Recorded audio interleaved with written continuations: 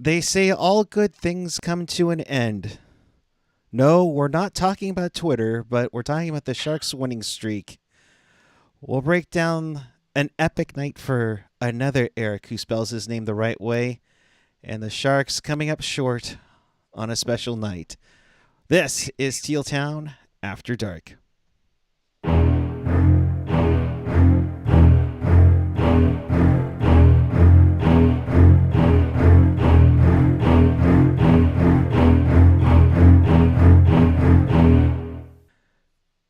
Good evening, everyone. It is Thursday night, November 17th, 2022. You may not have a turkey yet. You may not have a Twitter account tomorrow, but we're here with you no matter what. Welcome to this edition of Teal Town After Dark. This is your live interactive Sharks postgame. We do this after every single game, so if you want to be part of this show, here's how you do it. Chat with us and fellow Sharks fans all over Sharks territory and around the world on the YouTube page or the app. And of course, you can follow us on the social. And for now, that's Twitter, Instagram, Facebook, SoundCloud, Reddit, Discord, TikTok. Maybe we'll have Mastodon by the end of the weekend. And find everything at tealtownusa.com. And if you want to support the pod, of course, hit us up on a super chat donation or hit us up at Venmo at tealtownusa. And with that, it is Hockey Fights Cancer Night. So yours truly and the lovely Dana Meyerson rocking the lavender tonight. I had the light and the jersey. You're just like going all in. I'm in my lavender haze era. And for a good reason. Briefly, I think we've all been affected from someone who's had or being close with cancer. Sick taps and all the love and support to all of you who have gone and fought this tough condition, and we wish you all the best in that one. But Dana, good evening to you. How are things? Good. Got my Taylor Swift tickets. I don't know how, but I made it happen. Well, that's always good. I saw your Twitter name earlier. That Ticketmaster can step on a Lego, and I'm like, oh, yeah. She didn't get those. So we'll put T-Swifts to the side, although I'm sure there are many who would love to talk about T-Swift over this second half of this third period. But let's get into it. The Sharks coming into a 3-game winning streak. Looking good early. They got LeBanc going with a nice shot at his third of the year. But it would be the start of the Erik Karlsson the Erik Karlsson show tonight. What did you think of the banker? I think he had a goal and if I'm not mistaken, 2 posts tonight. Yeah, it was a post-heavy night. The goal for LeBanc is great, but what really blew me away was an absolutely disgusting pass from Erik Karlsson. That was beautiful. That was quintessential Erik Karlsson. AJ has not been seen in weeks. He's kidding. I'm kidding. I know you're not an Erik Karlsson hater, AJ, but yeah, no, it's been. I think Erik Karlsson might now, with the 4 points, be leading in the Art Ross. He's getting close. I'll pull that up really quick. But yeah, he's getting pretty close on this. I know the Sharks have played a few more games than some other teams. We don't need to tell us particulars. Okay. But it's amazing pass. Amazing pass. That made it 1-0. Detroit would come right back about 2.5 minutes or 3.5 minutes later. Ronick from David Perron, who himself had a night to remember. He had a 3-point night. Detroit ties it up at 1-1. And then, as I think Corey Masisak retweeted one of his followers, Connor McNieto with his nice goal. Yeah. I love that. The Long Beach native with his third of the year. What did you think of Matt's goal there? That was pretty sweet. Yeah, I was absolutely floored. I mean, yeah, no, I had to watch it a few times over again, 'cause that was a beauty. Yeah, Nieto's one of those players where it's like, he's like very much bottom six, always going to be bottom six, but sometimes he just like pulls these crazy goals out. And I don't know if this is an unpopular opinion, but like I think he's a great guy to have on our team.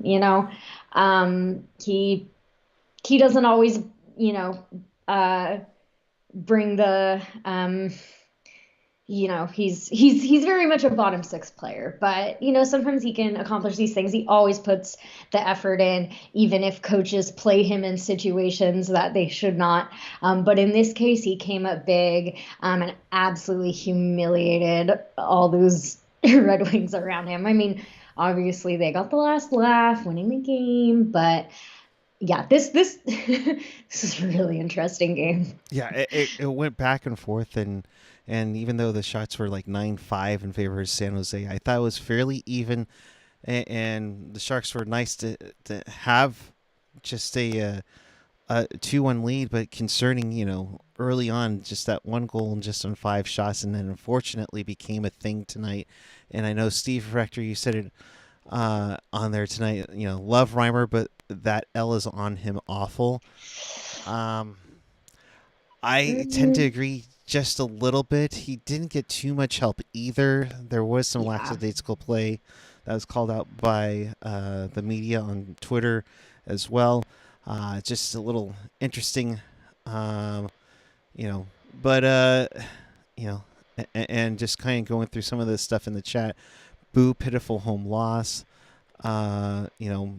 Kudos to Marty in the chat. I'm shaking this game off too. That's the spirit. That's the T Swift spirit, yeah. But and Uncle Damphy, one win at home is so bad, but boy, have they been entertainingly heartbreaking. Yeah, Yeah, yeah. Gosh, has there really, the Chicago game, I think back to as, really humiliating. But other than that, there haven't actually been like that many terrible games. Just they, as people have to say, what is it? They snatched defeat from the jaws of victory. yeah. They find a way. I will say, I disagree about this loss being on Reimer. I think he was playing well earlier in the game, and he just kind of lost it. But I think the game was just very chaotic. And yeah, I mean, obviously that sixth goal. Oof, yeah, I have an entire post-it for that one. So We'll save them. we'll get there. Yeah, yeah, Just hold on, kids. yeah. The second period would go on. Uh, the pain in the butt. David Perron gets his 6 to tie it up at 2, and then Wallman, kind of on a wraparound, which we're not supposed to do wraparounds anymore, people. Let alone apparently the slap shot's going away too, but Detroit would get the 2 goals, and yeah, again it was starting to be like, oh, stat wise, it was not a pretty night for Reimer. But again, I thought there was some lackadaisical play um, from defensively and from the forwards too, not helping him out too much, or getting too comfortable. I would think, Dana. Yeah, yeah, no, I kind of see that. Um, it was just a very, like I said, very chaotic game. Seemed like very just like on the fly, not necessarily like strategy based, like, kind of going through the systems, I guess. I don't know the terminology, but like you could Going through the tell people motions were. in a way. Right, yeah, no, people were definitely just like trying to adapt. So many people were falling down. Was I the only one? EK65 is a trendsetter. He was falling down in previous games, and now everybody's tripping. Right? Like it's in Mean Girls with like cutting the holes in in the t-shirt Now everybody's doing it. It's the coolest thing. It's the trend. Uh, yeah. Yeah, but this game just kind of fell apart. But again, damn if it wasn't entertaining. Yeah, no, it was nice. Three two after 2 periods, and then early on the Wings would get a goal in the third. Veleno, who I think the whole you mentioned the chaoticness of the. I think it started when Veleno had that cheap hit on LeBanc Hmm. early in the game, like not even 3 minutes in, and it just started getting more chaotic and everything. He would get a goal like within the first 5 minutes of the third to make it 4-2, and then the Sharks woke up, and I was like, Hmm. okay, I like this resiliency. I like this passion coming in. I like seeing how they're pulling this off. Couture would get his eighth. He get the loose puck in. Hmm. From Carl. Couture is not washed. I just want to put that Not out yet. there. I've posted on that too. Yeah. Um, I have a bone to pick with people who say Couture's washed because the Go on. points would say otherwise. Go on. I'll let you have the Yeah. floor. Oh yeah, and the whole I know people aren't saying this now, but because obviously they won three in a row, but people are like strip Couture of the sea. Like, okay, but you don't get stripped of the sea for like not playing super well, right? Like that's not like some teams have captains who are like their 10th best player in term, like that's not the role of the captain isn't necessarily to always be the best player. Like I think, first of all, none of us are in the dressing room, so who's to say whether or not Couture is like a good leader or whatever, but like he's always kind of exuded that to me. He's very frank, obviously, and in his interviews, he's like known for that. So I can only imagine behind the scenes that he will absolutely tell people, how it is. He's been so consistent for the franchise all these years, and so personally, I think he's a great captain, and I'm happy with him. And I thought during the road trip he really was um, telling it like it is more so than anything else on there, and it kind of boosted his confidence. He got a couple of goals on the road trip, and now he's going. He's getting going on the game here, and gets it eighth. You can see him. Okay, let's go. As such on there, and sure enough, there was like almost like a set play on the tying goal where Karlsson shoots it off of Red Wing's butt. I thought Hurdle had a tip of it, but game tied 4-4. You're like thinking, oh boy, all right, guys, let's go. Wasn't expecting this. It was not to be. Sadly, yes. Erik Karlsson with a goal and 3 assists, and then a complete meltdown as the Red Wings would go on to score 3 goals in about 5 minutes. You see Moritz Seider with his first of the year, Pia Suter with his fourth, of course, Kubalik with the empty netter. And as you said, the bone to pick with Reimer on the sixth goal. Reimer, I love you, bud. Yeah, You've been a hell of a run, but you are not yeah. Archer's Urbe. No, I wouldn't say bone to pick. I think like every goalie does this. Every goalie thinks they're, the as you said, the second coming of Archer Zerbe or Martin Berger, some other goalie who's like known for handling the puck. Like, y'all just aren't it. I will say it's just so sadly ironic that like Reimer, who is Steve Dangle's like favorite player of all time, committed the textbook, dang it. But I will say, like, he had to just make a split second decision. It's just no one was ahead. God, which which Red Wing was it? I already forgot. It was Pia Was that Suter. the cider goal? No, it was the following one Okay. that he skated out to try to beat out. Yeah. Yeah. Oh, was that the second Veleno goal? I think you are talking about the second Valeno goal, Okay, yeah. Yeah, or I or the mean, the, the Valeno's goal. Yeah. yeah. Obviously it was the wrong choice, but I am not mad at him. You know what I mean? Like it was just a Hail Mary and it just didn't work out. So, Yeah, Yep. that's a tough one. Tough third period, and you know, for how great Reimer has been all season, you are bound to get a dud. Unfortunately, it's a dud at home. And you see a lot of the comments in the chat. Awful in the third period. Where was the other one here? There was another one that was really critical of the Sharks. Ryan Shannon, saying a horrible record. Team gives up 7 goals. Tickets are too expensive. People wonder why no one's going to the games. Tonight is a good example. I thought it was entertaining, but yeah, it got frustrating in the last 9 minutes.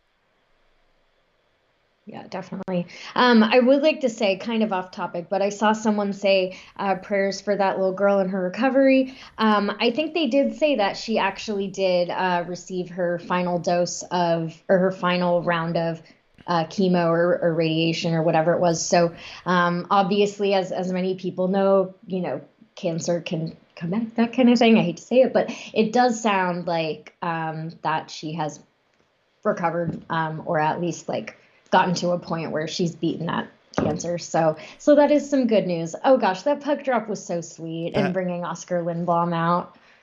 that was very cool. As of course we're talking about Layla Malone, Hmm. along with her family, came out for the ceremonial puck drop. And yeah, you were talking about her final treatment. She finally gets to ring her bell on Monday, which Oh is yay! so good for her. If you haven't seen the footage, check out the Sharks Twitter and YouTube. They showed her getting to watch practice from the bench at the practice facility the like a couple of days ago. 9 years old, to go through that at 9, it's just crazy. um, it's stick taps all around for her to fight the great fight, and great to see that she is doing really, really well, for Hmm. sure. Um, so the Sharks have, you know, they Back to have hockey. back to hockey. I don't quick, over to that. You know, the tough one is 3 game winning streak comes to an end, and just as it's a bummer to see, but they definitely have played a lot better over the last couple of weeks, even if the results haven't gone their way on there. Talking about some of it, James Reimer, it wasn't a clean game. I don't think either team is happy about it. You just try to grind it out, and we couldn't do it. He goes on to say, "We had a chance to get points and it couldn't get done. I wasn't good enough tonight. We battled hard and probably deserved a point." And I thought I was tough on myself. Wow. Oh, I thought I was ahead of him, Reimer. but it was a bad read, and I was in no man's land on that slide. So, proving once again the Starfish defensive posture only works with Brent Burns. Did it? Well, okay. Revisionist history. Nine times out of 10, it probably didn't work, but that one time out of Yeah. 10. So I think it's time. I think it's time for the post-it notes. All right, so just an update on the numbers. We were at 23. We have 1, 2, 3, 4, 5, 6, 7 today, so we hit 30. So Wow. y'all who took the over, plus or minus 70, or I guess it was 70.5. Yeah. Y'all are smart. Okay, let's see. A lot of this is, again, chaotic game, chaotic post-its. I don't know if you guys saw before the game started, after the puck drop, Sturm and Lindblom were on the bench doing their smelling salts. And I rewatched that because it was just so funny, where one of them was like smelling, offered to the other one, they smell it, he's like, ah. I'm thinking like, hockey players and their smelling salts. It's like them and Victorian women whose corsets are too tight. Um, Everybody loves smelling salts. It's a tradition. Let's see. Every time they say Roenick, I think Jeremy Roenick is back. I Gutless. am I the only one? Like I don't know. They sound similar, but I know it's different. Yeah, Villano, dangerous hit on the bank. I think in general, calls just did not go the ref's way, or sorry, the Sharks' way. Calls always go the ref's way, but there were definitely a few missed calls. I think that I don't know if that would have helped the Sharks win, but something food for thought. Um, do, do, do. Cech got his first point, which is awesome. I think they mentioned I don't know if they exactly looked it up, but as far as they know, he's the first player of Turkish descent to play in the NHL. Someone correct me if I'm wrong. There might be someone out there, but I think that's awesome. It's always awesome to see people representing new heritages and communities that haven't been represented in the past. So yeah, so that's awesome, and it's so great to see he got his first point, and see his mom in the stands. That was awesome too. Yeah, that was great. Um, mhm. Oh my God, these are kind of out of order. Um, um, Randy and Hetty during the second intermission were talking so much about come from behind wins. The Sharks let it go to their heads, and they heard it, and they were like, "Oh, okay, cool. So we got to make sure we get behind." And then they get their 2 goals to tie it up again, but then falls through. So yeah, maybe they like tied it up, and then they were like, "Oh no, wait, we have to give up goals so that we can come from behind." Didn't pan out. That's Yeah. okay. Yeah. Do.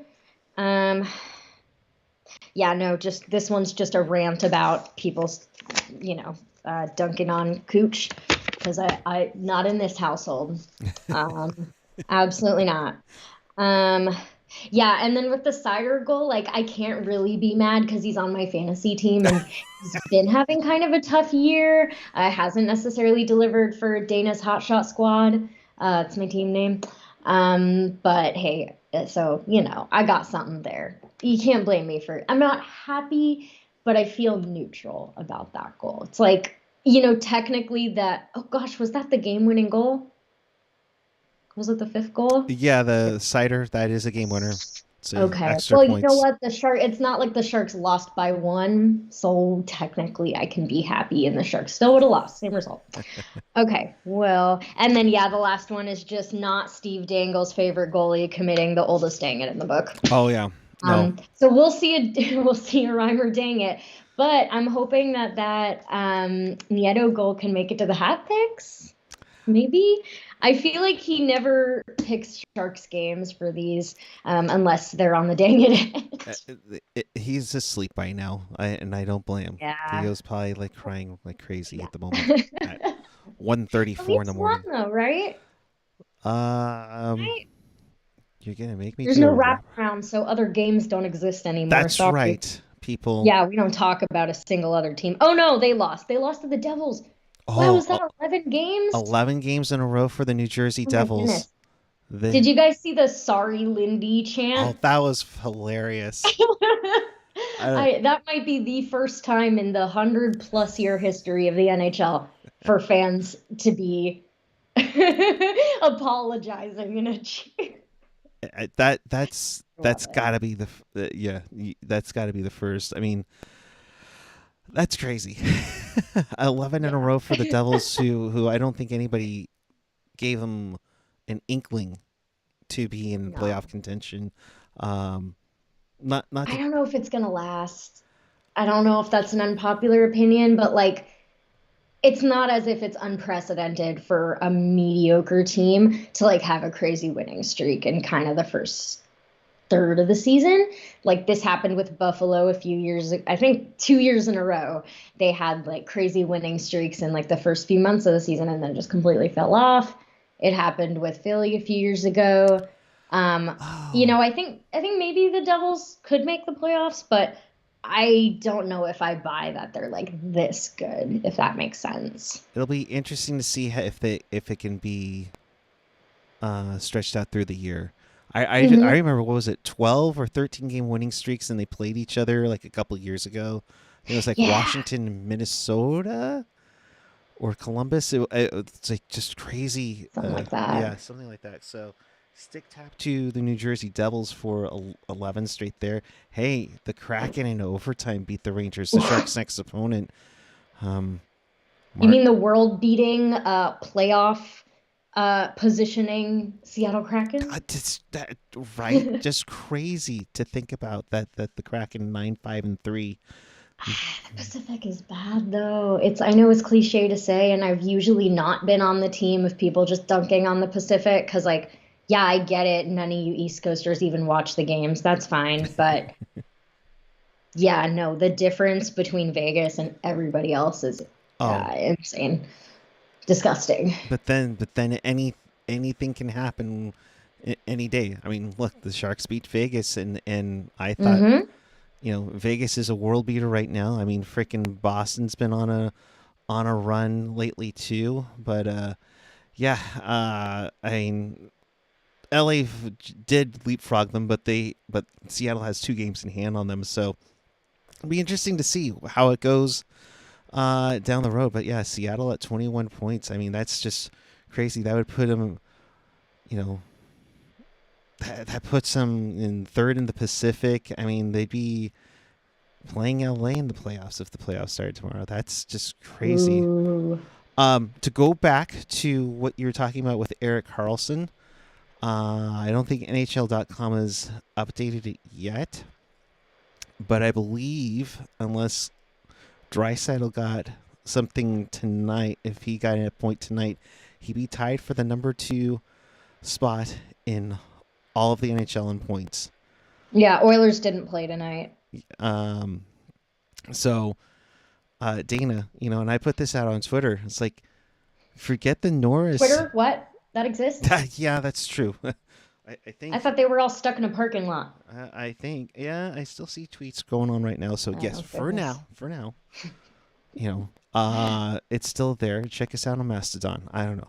Uh but Erik Karlsson, 4-point night, a goal and 3 assists. I think now you can't say just Norris now. Can can a team that's not in a playoff position have a Hart Trophy candidate? Well, the people who vote on these awards don't watch West Coast games, so um, you can, dismiss that one. I'm kidding, but Whatever. it seems like there is kind of bias. But I don't know. That's an interesting question because in theory, if we do get to the end of the season and Carlson is legitimately one of the like top scorers in the league, but the Sharks are terrible, like I don't know.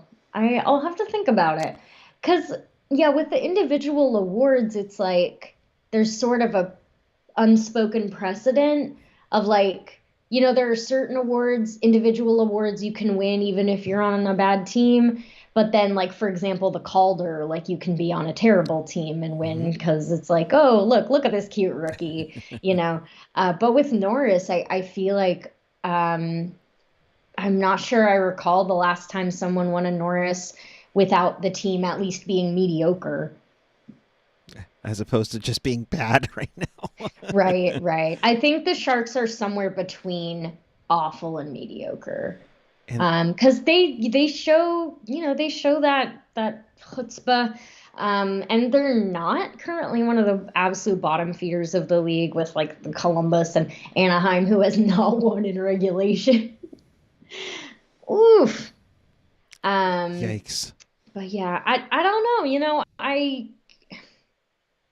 even if we tank, like we may not win the draft lottery. And as someone pointed out, I'll have to pull up the comment, but there's a question of if a high draft pick and we just pick a forward, will that help us when a lot of our problems are really in the decor? We have one consistent NHL defenseman and then a bunch of bottom six people.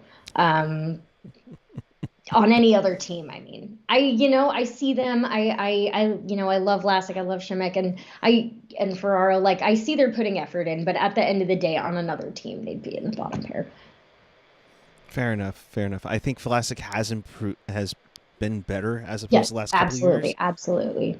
Ferrara's just a shot blocking machine. I just, I hope he has extra padding underneath his pads by Oh the my time we God. get to The man is March. made of solid, I don't know, solid diamond. Right?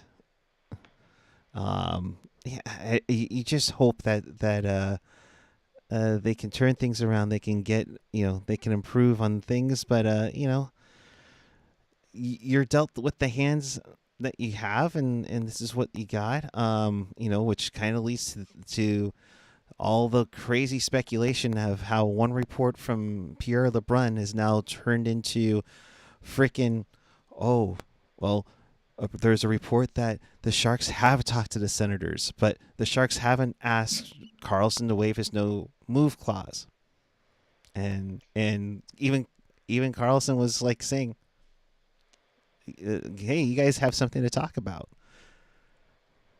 Yeah, I don't know. I mean, I was listening to the Chris Johnson show earlier today, and he said it wasn't impossible, and that he would like to see Carlson go back to the Sens. I guess Mike Hoffman's gone, long gone, Yeah. so that was one of the big issues, or one of the, or I guess he was traded after Hoffman was already traded. I don't know. Yes. But I just don't know if it's really likely. Although I'm thinking logically, and as people have pointed out to me, hockey GMs can be incredibly stupid and, tunnel vision. They just are obsessed with one player and they need to get that one player. So help them God. Um, and, a piece of me, it's like, yeah, I know a lot of us have been like, um, just, we never thought we would get to a point where Carlson would be even close to tradable. Yeah. But I don't know, because the thing is, there's still 4 more years on his deal. Yeah, he's been stupid good for a few months.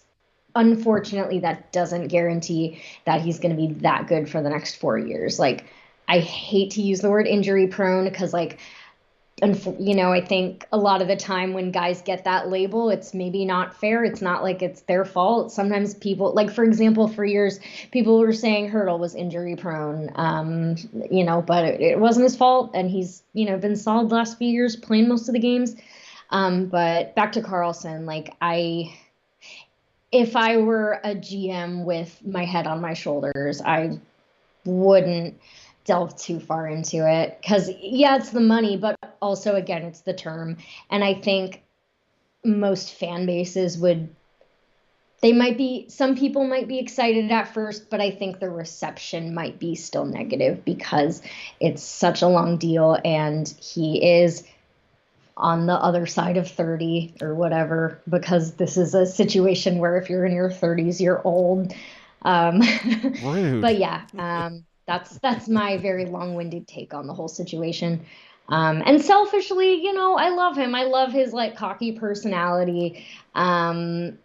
Obviously, like I said, a lot of people have been hoping for, even the possibility of him being traded, but I just don't know if I actually see it happening. I think a lot of these times, like some of these reports, like Pierre LeBrun is clearly trustworthy, one of the best sources in the league. No one is denying that, but just because a rumor's put out there doesn't mean it's like as big a deal as people might think, if that makes sense. And of course, this is all coming from they had a GM meeting. So when all the GMs get together, they're all like, it's one of those things where oh, we're in the same room. Hey, let's talk. You know, and yes, Sharks legend Mike Hoffman. Yes, the 90-minute Shark Mike Hoffman there. It's Zebra kicks Shuby's. I logged in to say Mike Hoffman was never forgotten in his soul. What's in San Jose? Oh, jeez. Verge 7F91. He's like, so why didn't EK65 play this well earlier? Was it due to burns, or was it due to injuries or lack of effort? I mean, it could be all of them. Mm-hmm. And it makes you wonder if EK had Let me try this again. If the Sharks have this EK65 and 18-19 and a better goalie than Jones, that's for damn sure, although he's doing well for the Kraken now, they win the cup. Oh gosh. I mean, if ifs and buts were candy and nuts. Um, I don't know. I think really what did them in that St. Louis series was just fatigue and injury, and St. Louis just wore them down. Yep. So I don't know if any amount of goaltending could have compensated for that. It is what it is. I will still remember that playoff run very fondly. That was an incredible playoff run with Yeah. an incredible game that ended a series, but yeah, and I think they were tired too. Playing back-to-back 7-game series, and that was it. But I also come back and say they were 60 minutes away from going home in 5 games to Vegas, and it's a tough one, and it stinks. You get so close. I mean, there are a number of, and we could go on, and we'll probably save this for the summer of which year was the Sharks' year that they kind of blew it, but it's painful, so. Absolutely. Before we get out of here, Uncle Damphy, I believe part of it is systematically. Bugner did not utilize him properly. Quinn did Carl good. That's true too. And I think we've also mentioned that he isn't on the PK as much, so maybe you get a little bit more offensive minded in that sense. So Yeah, I come to think of it, I'm like, wait, he was on the PK? Like, that's a terrible use of Erik Karlsson. I mean, I don't like, especially when like the Sharks PK is obviously one of the only brace spots from the last few years. We have some really good penalty killers. Erik Karlsson is not necessarily one of them, but that's okay. Not everyone can be Cale Makar and good at everything. Yeah, man, talk about a great defenseman there. Yeah, Erik Karlsson tonight, 17 seconds of PK time, 24 minutes on hand. So, all right. In case you missed anything or you want to watch this again, check us out on tealtownusa.com or your favorite podcatcher. You can hear that on audio form with Apple Podcasts, Google Podcasts, Spotify, SoundCloud, TuneIn, iHeartRadio, Odyssey. And of course, if you're watching us on YouTube or watching the replay, give us a like, hit that subscribe button, let us know, where you're at and where you're tuning in, and comment below on, should Dana need to get another, set of Post-it notes from Staples, or Erik Karlsson a Norris winner and a Hart candidate, so. Let us know what you thought of this game in the comments section down below if you're watching us on the replay. Dana, as always, I love the lavender purple look you got going on for Hockey Fights Cancer. Appreciate it as always. Your final thoughts and where people can find you. Yeah. Well, final thoughts. Cancer sucks. But it's always nice to see all the teams in the league come together to highlight the issue and take the opportunity to spotlight people who have been battling cancer, or have in the past, or even people who've lost their battle with cancer. So that's always and it's somber, but it's also uplifting. So so definitely don't want to forget or forget that aspect of this game, as entertaining and crazy as it was. But yeah, I mean, really, like, if you want the Sharks to have a good shot at draft pick, this is the perfect game for you. They were fun bad. I had been asking for them to be fun bad, and they were fun bad. So at the end, no harm, no foul. And they made sure to lose in regulation as well. Thank you, James Reimer. But yeah, oh no, hey, as I said, I don't blame him for the whole game. I don't, just that goal. And people can find me on the hell site that you could go out at any minute. So follow me while you can. at Dana May, so DanaMeyy. That's also my Instagram handle, if you want to hit me up there. Yeah. I am at PuckGuy14 on the Instagram and the Twitter, and most of it. Noel, fun bad. I like it. Yes. Hey, fun must be always. It might not always be good. It could always be bad. But either way, and whoever thumbed us down, that's not fun. Come on now, be nicer. All right. With that, we will get out of here. We'll be back with you on Saturday night following Sharks and Rangers. It is 49ers night. So you'll see a lot of red and gold. I know myself and AJ will be out there. AJ with his beautiful 49er warm-up jerseys. So be on the lookout to see him at the tank with that. And we'll be back with you following that game. So Sharks, Rangers, Barclay Goodrow will make his return to the Shark Tank. Will there be a video tribute? We'll see. Is this his first time coming back? I think 2021 they didn't play in the division. I want to say last year I think he was injured with the Rangers, so I think it's his he'll hopefully, as long as he didn't get hurt tonight, he'll be back in the lineup for the Rangers, and that'll be a good moment. That'll be a fun moment for Barclay Goodrow. So, and if the bird app does go away, hey, a lot of you know how sentimental I am with our old tweet ups from years ago. So appreciate all of you reaching out. Hashtag Sharks fam and hashtag Teal together. No matter where we are on the social media world. So until then, thanks for watching. Keep it real. Keep it Teal. Keep it real, Teal. Have a great night, everyone. We will see you Saturday night following Sharks and Rangers. Good night, everyone.